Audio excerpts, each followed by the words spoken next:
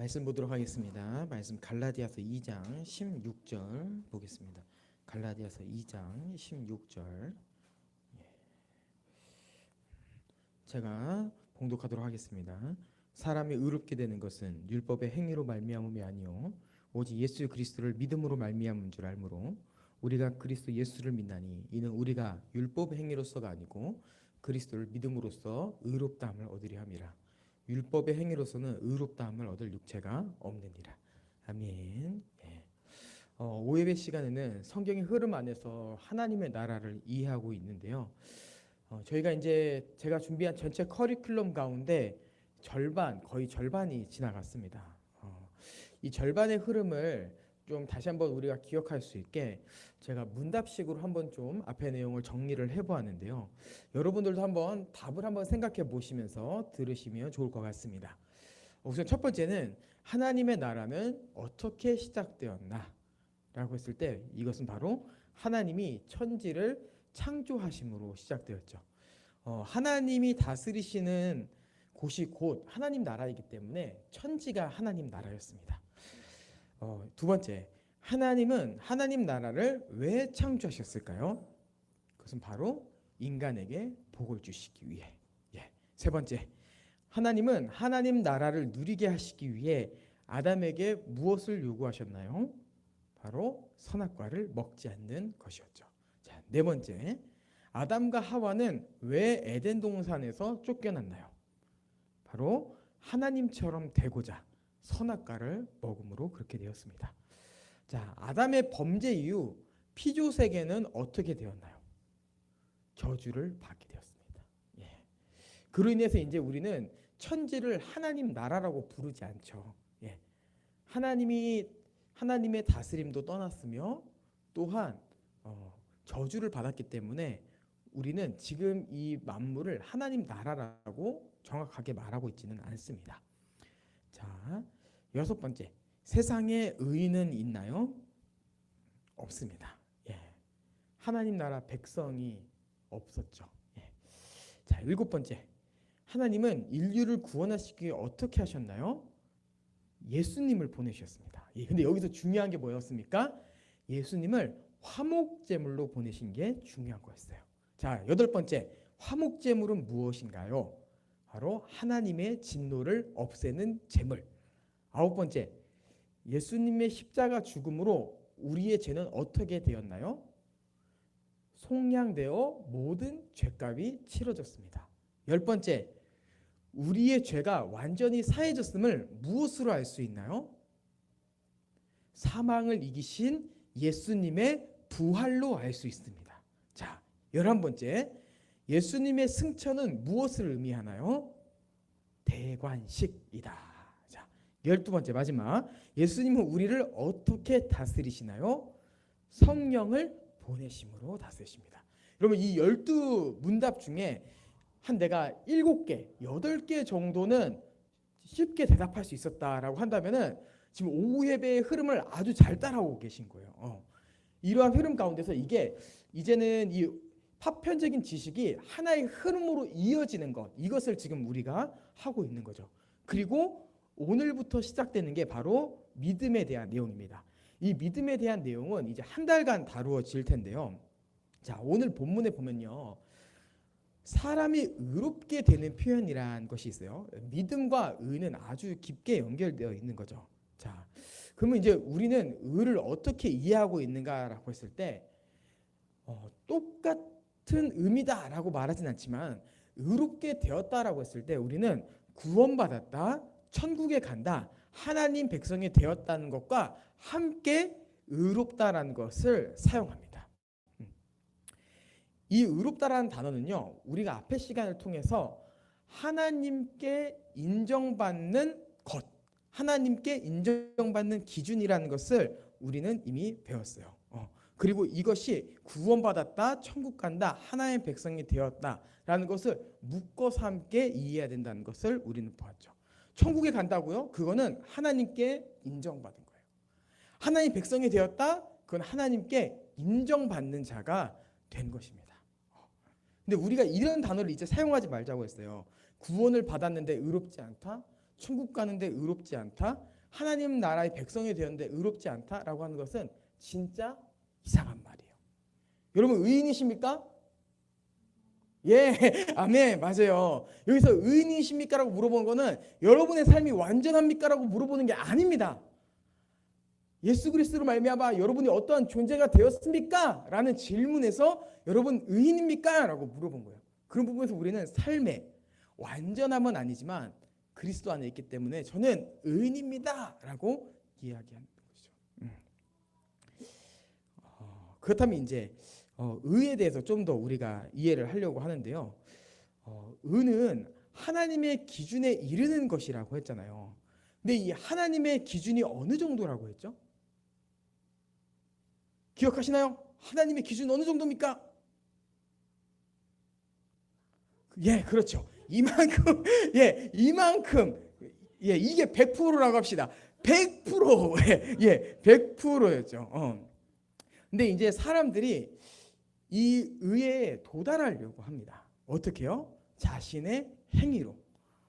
그 사람을 우리는 율법주의라고 말합니다. 율법주의. 율법주의자들은요, 하나님이 율법을 주신 목적이 우리가 이것을 다 지켜서 하나님을 만족시켜야 돼라는 목적으로 율법을 주셨다라고 생각해요. 하지만 우리가 오전 시간에 배웠죠. 율법의 목적에는요 절대로 그것이 없었어요. 율법은 뭐였어요? 자신이 죄인임을 깨닫고 하나님의 백성이 자신의 삶의 방향성을 찾는 것, 이 두 가지지 이것을 통해서 하나님을 만족시키겠다? 이것은 율법에 대해서 완전히 잘못 이해하고 있는 것입니다. 사람은 절대로 율법의 행위로 하나님을 만족시킬 수 없죠.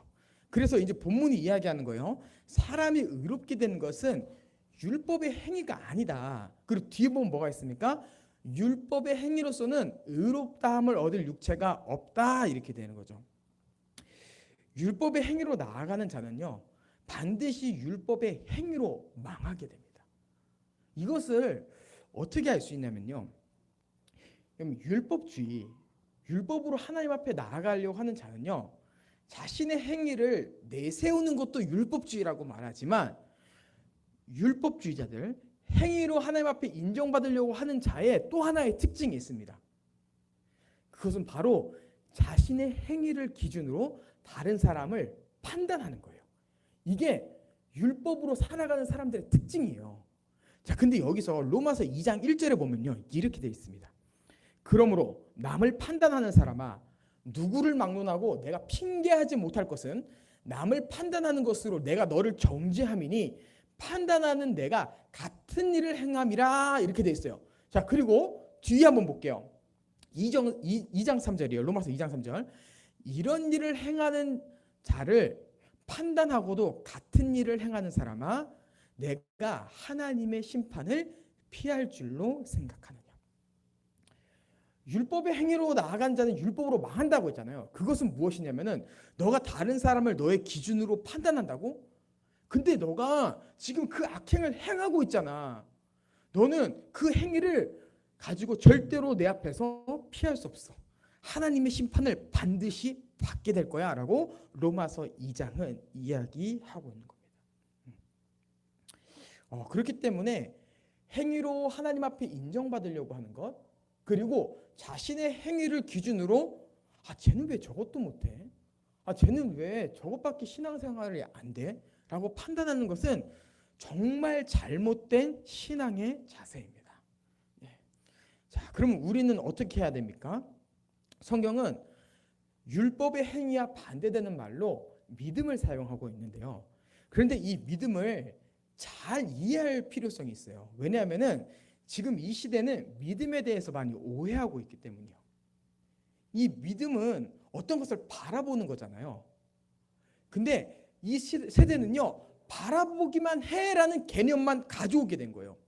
그래서 어떻게 좀 믿음을 이해하고 있냐면요, 이것이 긍정의 힘하고 섞여서요 인형 뽑기 기계로 좀 한번 생각을 해보면요, 사람들의 삶은 꼭 내가 원하는 인형을 뽑는 것처럼 믿음을 사용하는 것 같아요.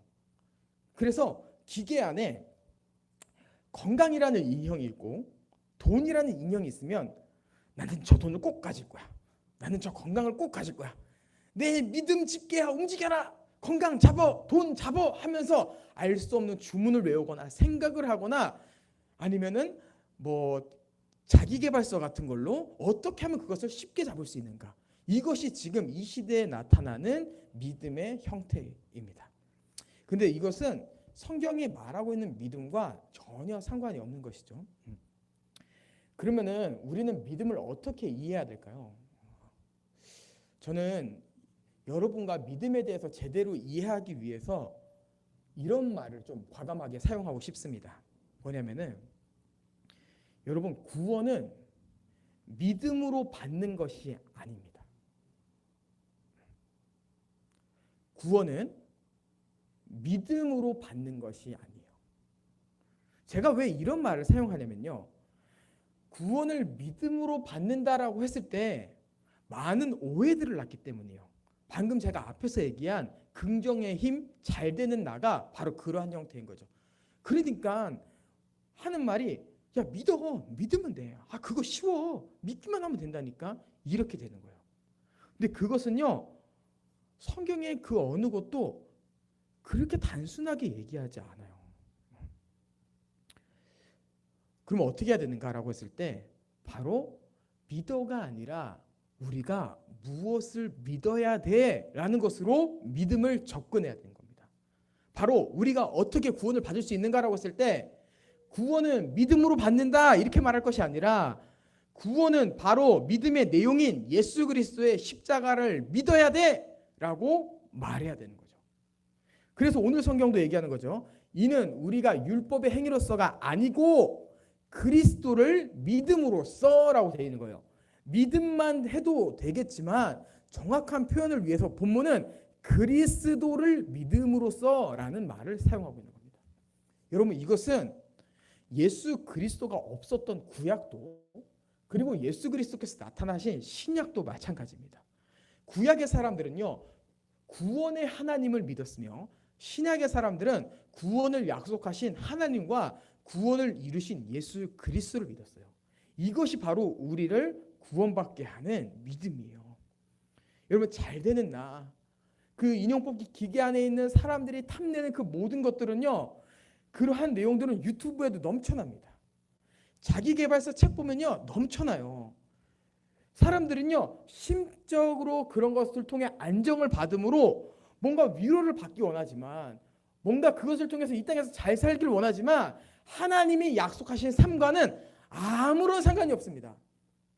중요한 것은 하나님이 진짜 주시고자 하는 하나님의 나라를 절대로 그러한 것으로는 얻을 수 없는 거죠. 긍정의 사고가 아닌 우리는 성경이 말하는 십자가 복음을 믿어야 됩니다. 예, 십자가 복음을 믿을 때 우리는 진짜 구원을 받게 되는 거예요. 자, 그러면은 이런 얘기를 해볼게요. 도대체 예수 그리스도를 믿는 것이 무엇이길래 우리가 구원을 받게 된 것일까? 이 얘기를 좀 해보고 싶은데요. 믿음의 원리에 대해서 좀 한번 설명을 해보면요. 제가 앞에서도 인형 뽑기로 얘기를 했는데 이번에도 인형 뽑기로 한번 이야기해 볼게요. 믿음은요, 그 자체로 능력이 없습니다. 이건 제가 예전에 한번 설교하면서 똑같은 얘기를 한번 했던 것 같아요. 믿음은요, 그 자체로 그 안에 능력이 없어요. 믿음은요, 통로입니다. 그래서 한번 생각해 보면은 인형 뽑기 기계 안에 인형이 있습니다. 근데 그 인형은요, 돈과 건강이 아닌 믿음을 잘 설명하기 위해서 나라고 표현하겠습니다. 인형 뽑기 안에 이성구라는 인형이 있어요. 별로 그 인형이 귀여울 것 같진 않아요. 어쨌든 예를 들어서니까 자, 기계 안에 이성구라는 인형이 있어요. 자, 있고 그 다음에 버튼은 뭐냐? 버튼은 여러분 인형 뽑기 안에서 버튼은 뭡니까? 집게를 내리는 역할을 하죠. 그 버튼을 믿음이라고 하겠습니다. 그리고 집게는 그 인형을 집을 수 있는 버튼이 누르면 작동하는 성령이라고 하겠습니다. 바구니는 예수 그리스도입니다. 인형, 나, 버튼은 믿음, 집게는 성령, 바구니는 예수 그리스도. 자, 그럼 믿음은 뭐냐? 믿음은 그 자체적으로 능력이 없지만 통로로서 예수 그리스도의 그 복음을 듣고 믿게 되면 버튼이 눌려 작동이 하게 됩니다. 그러면 그 믿음이 어떠한 역할을 하냐면은 그 집계의 성령님을 움직입니다.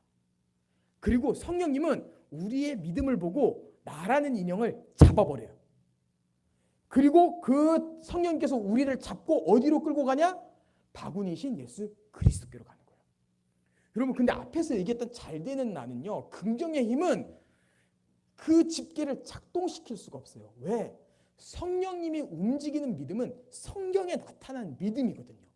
그러니까 예수 그리스도 외에 다른 것을 믿으면은 아무리 그 좋은 것을 바라봐도 집계가 움직이지 않지만, 성경이 말하는 예수 그리스도 십자가 복음을 믿으면은 그때 버튼이 눌리면서 성령이 역사하시기 시작하는 거예요. 여러분, 이것은 구원받을 때뿐만 아니라 우리의 삶에서도 마찬가지입니다. 우리는요, 예수 그리스도를 믿을 때 성령님께서 작동하세요. 그리고 예수 그리스도와 우리가 서로 교제함으로 풍성한 복을 누리게 하시는 것, 이것이 바로 믿음의 원리입니다. 아멘. 여러분, 죄인에서 살아나는 방법은요, 우리의 노력도 아니고 긍정적인 사고도 아닙니다. 죄인은요, 죄인 스스로 절대로 살아날 수 없어요. 방법은 하나, 외부적인 영향으로 인한 예수 그리스도와의 연합밖에 없어요. 근데 그 믿음이 바로 우리와 우리의 존재와 상관없이 외부적인 그 성령의 능력을 작동시킴으로 우리의 존재를 완전히 바꾸시는 거예요. 예수님의 시대를 생각해 보면요, 예수님이 종교 지도자들한테 그러죠. 야, 너희는 왜 그렇게 마음이 썩었냐? 너희는 왜 그렇게 마음이 더럽냐? 이렇게 얘기하죠. 그러면서 얘기하는 게 뭐냐면, 문제는 마음이야. 마음이 바뀌어야 돼. 이렇게. 그 예수님이 하신 방법이 뭐예요? 우리에게 어떠한 짐을 지어준 것이 아니라 길과 진리요 생명이신 나에게 와. 그러면 너의 존재가 바뀌어. 너의 존재가, 너의 마음이 새로워져 라고 하는 거죠. 그리고 하나님은 이 모든 기회를 모든 사람에게 주시기 위해서 믿음이란 수단을 사용하신 거예요. 그리고 그 믿음을 사용하시고 또한 자신과 우리를 연합시키기 위해 승천하셔서 성령님을 보내주신 거죠. 이것이 바로 우리가 전 시간에 배웠던 거 아닙니까? 예수님께서 우리를 다스리시기 위해 성령을 보내신다. 이것을 우리가 저번 시간에 배운 거죠. 그래서 우리는요, 십자가와 상관없는 잘못된 믿음을 가질 것이 아니라 계속해서 복음을 배움으로 우리의 구원을 확신하고 또한 우리가 가진 구원을 든든하게 해야 됩니다. 저는 오늘 찬양의 가사가 참 좋습니다. 제가 요즘에 진짜 많이 듣고 있는 찬양 중에 하나인데요. 믿음이 없이는 기쁘시게 못하나니 고된 수고도 다 헛될 뿐이라. 저는 복음을 잘 몰랐을 때 믿음은 구원 받을 때 중요하고 이 땅의 삶은 그냥 내 노력으로 사는 거지라는 갈라디아 교회와 같은 생각을 했었습니다. 근데 여러분, 아니었습니다. 내 삶의 무너짐은 나의 연약함, 나의 부족함에서 나오는 것이 아니라 믿음이 없음에서 나오는 거더라고요. 내가 복음을 배우려고 하지 않았을 때, 내가 복음을 기억하지 않으려고 했을 때, 내가 예수 그리스도의 그 십자가에 대한 감사를 잊었을 때 믿음과 함께 내 삶이 주님과 상관없는 삶이 되고 있는 것을 보게 되었습니다. 여러분, 우리는 성도로서 믿음으로 구원받는다는 사실을 반드시 믿고 있습니다. 우리는 이것을 붙잡음과 함께 이 땅의 삶 가운데서 이제 다른 것을 의지하지 않고 예수 그리스도의 복음을 의지함으로 날마다 예수 그리스도라는 그 바구니에 들어가는 우리가 되기 원합니다. 교회를 다녔지만 돈을 믿는 자들이 아닌, 교회를 다녔지만 세상의 풍조를 따라가는 자들이 아닌, 정말 내 삶, 매 삶에 예수 그리스도만을 의지함으로 그분만을 믿으려고 하는 자. 그래서 그분이 없이는 살아갈 수 없는 자, 그분만을 사랑하고 싶은 자로 살아감으로 날마다 예수 그리스도께서 우리를 위해서 죄사함으로 오심이 감사하고 그분의 부활이 영광스럽고 그분의 교회로 살아가는 것이 기쁜 우리가 되어 날마다 승리하는 우리 모든 성도님들이 되기를 주님의 이름으로 축복합니다. 아멘.